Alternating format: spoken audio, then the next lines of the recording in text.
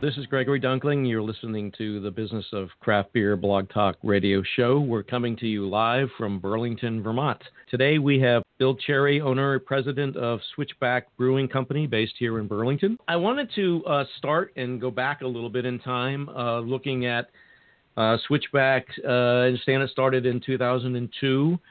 Has grown since to become a major brand in Vermont and now in other states. Switchback Ale has been your signature beer for many of your 14 years. For how long did you offer just this product, and what was your thought process in launching with a single product? Was your goal to appeal to a specific consumer audience? Well, I wish I had such lofty goals as that, but it was.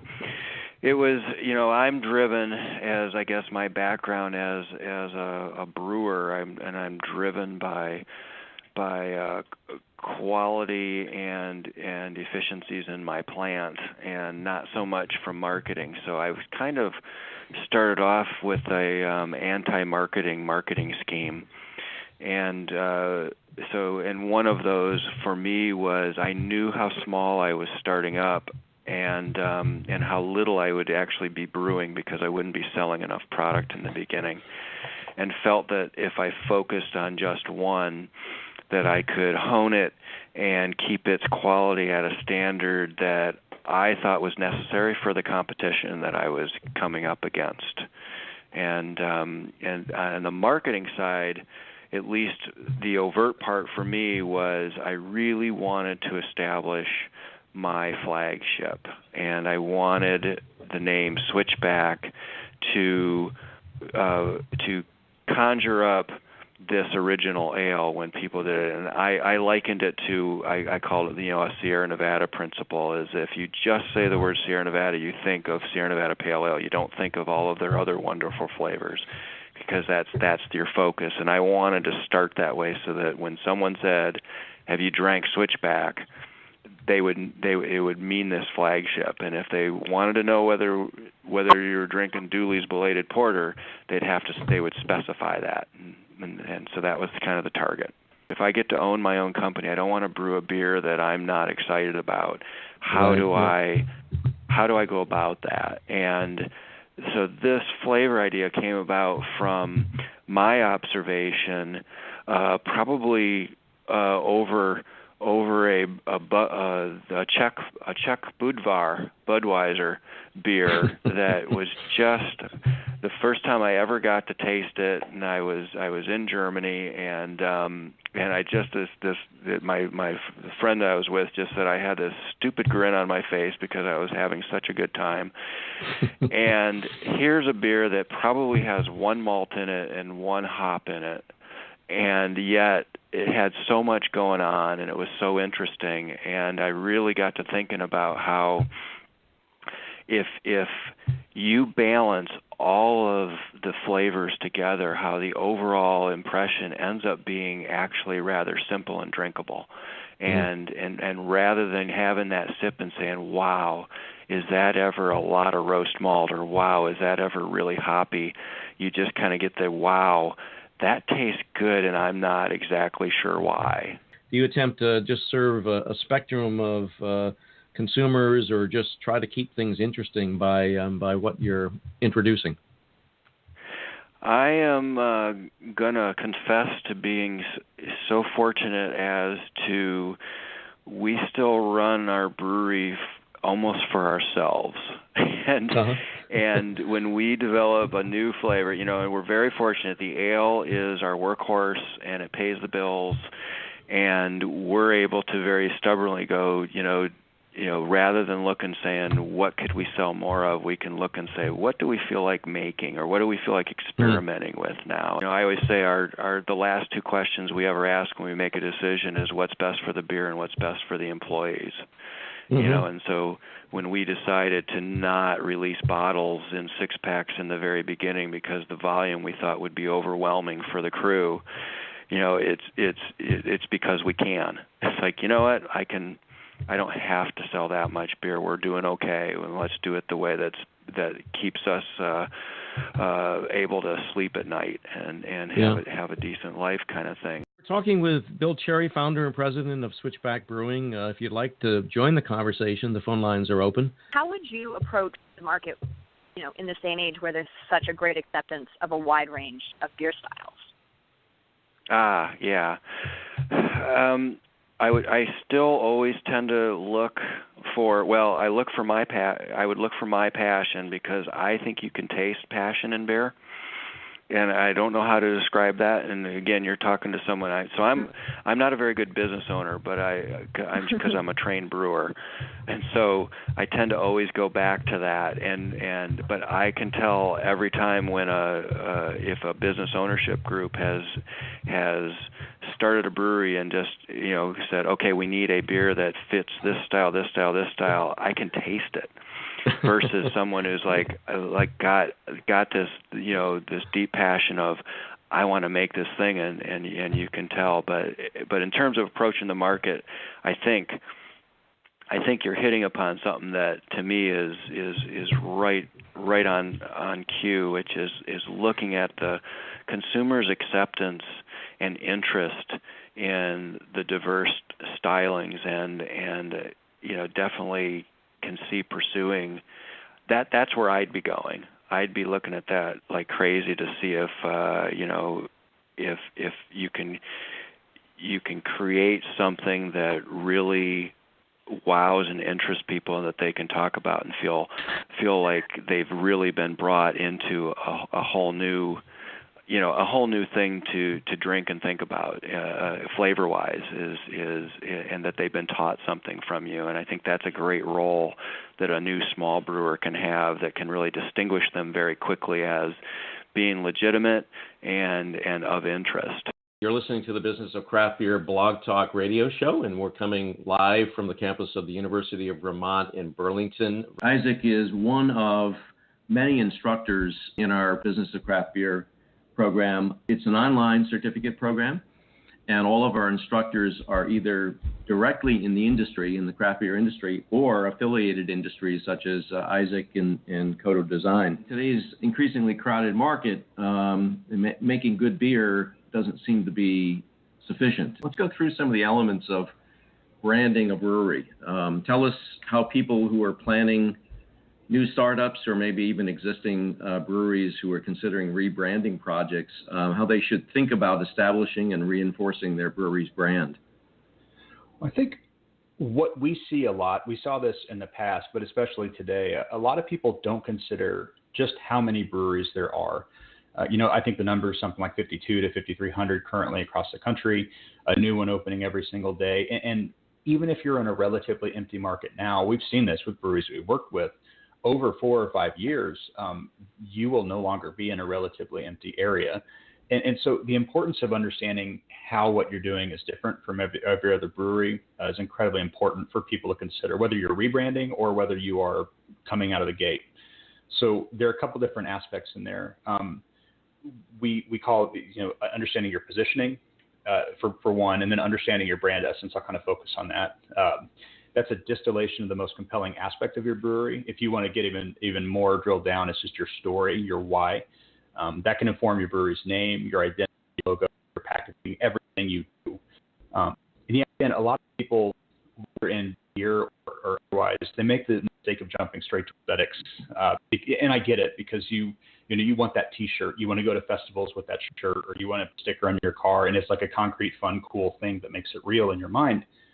But if you don't get your story down, if you don't understand your story, what you do, why it's special, why you open up shop, who do you want drinking your beer, the role you play in people's lives, you're gonna be kind of in a rough spot 2 or 3 years from now if you are successful, because then you're going to have to consider these things as you move into the next step of your business.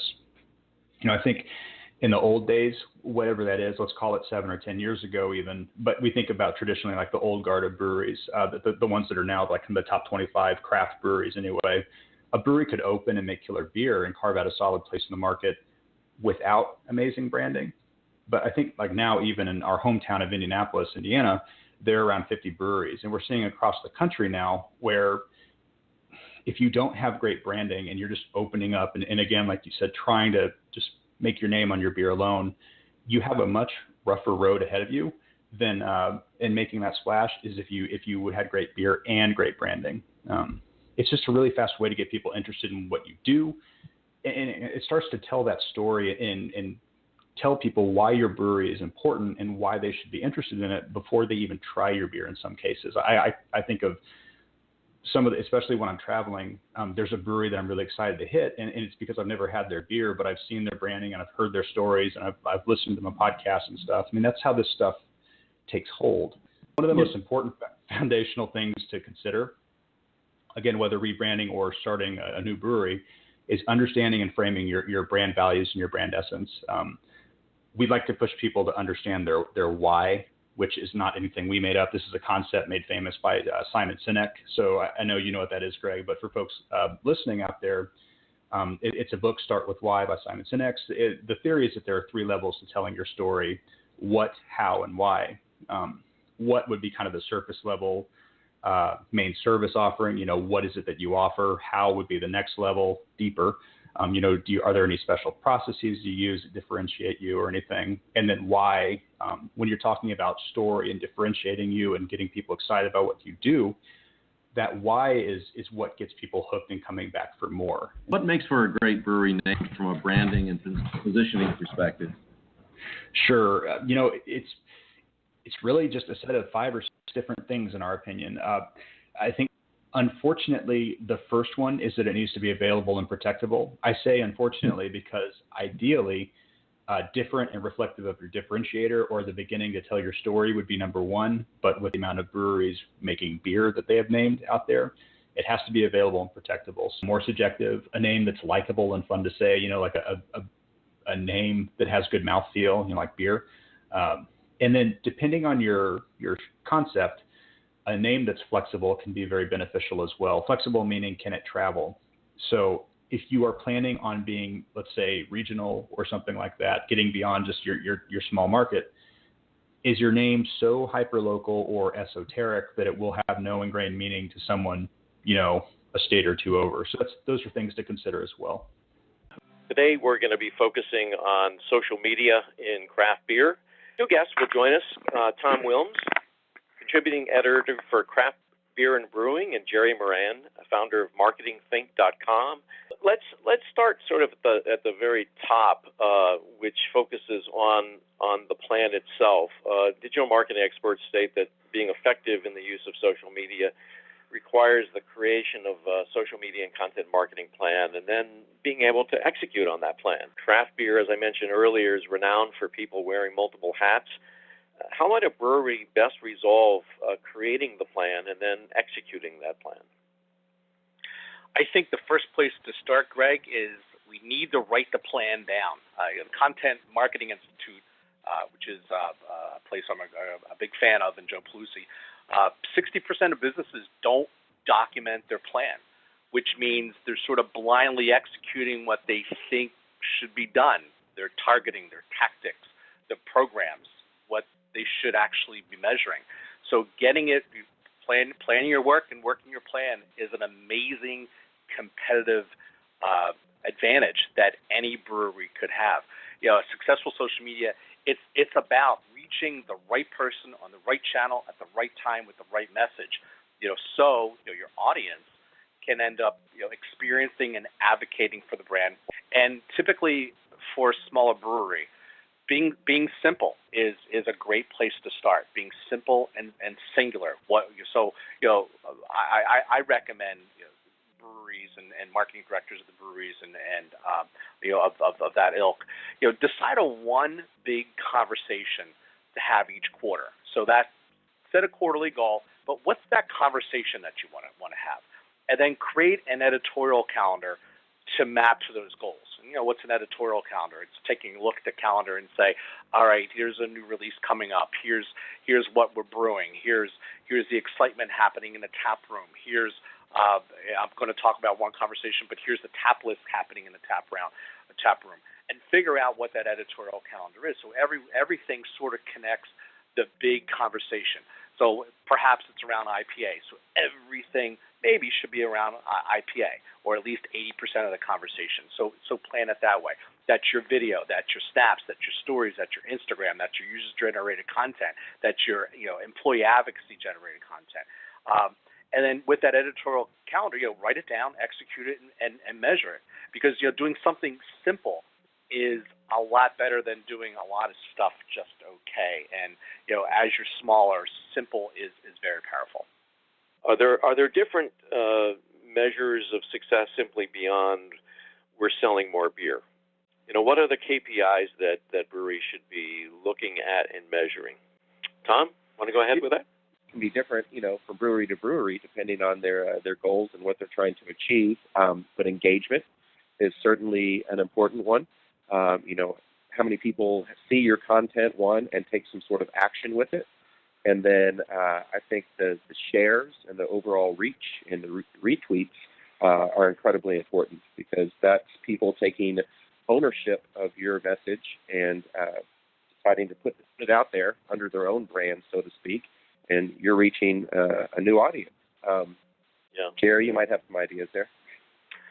I like to monetize anything I do, and everything you said, Tom, was spot on. The recommendation I would give any brewery out there is, at the end of the day, there's really three buckets that we want to talk about. It's, get more eyes on the content, make sure that our content is relative. By that's sort of proxied by shares and views of the content, exactly what you said, Tom, and then a desire to want more, whether it's to make the purchase or teach me about who the new brewer is, or about the new tap room, or whatever it is, and that's measured by clicking through. And I think any business person, that works at a brewery or the owner of the brewery can handle a lot of this with back of an envelope, because you're not dealing with multiple channels. You're probably dealing with 2, maybe 3 channels at the most, and maybe some blog information. And you want to look at things, overall, how many impressions, then how many shares and views, and sort of that engagement, and then clicks. And then you also want to look, all right, on a per post basis. So as I post per, whether it's on Instagram or Twitter, are these impressions per post rising? So am I getting 100 shares per post, and as I'm getting used to it, am I getting rising up to 125 shares a post, 150 shares a post, which drives my earned media. And if I know that I'm constantly increasing my overall as well as my per post impressions, engagements, and clicks, I know I'm doing something right. And if I'm doing something right, that ultimately should lead to sales. And social media is not going to drive. It's going to help drive, but it's going to be that, perhaps that extra push to get people through the door, or to make that purchase. If you've dreamed about opening your own brewery or looking for a career change into craft beer, the University of Vermont's online certificate program offers industry-specific knowledge to make that possible. All instructors in our program are in the industry, either directly working for breweries or affiliated sectors working with breweries. If you'd like more information on our program, feel free to check us out on UVM Business of Craft Beer on Facebook, or give us a call at 800-639-3210. And don't forget to visit your local breweries. Thanks a lot, guys. Cheers.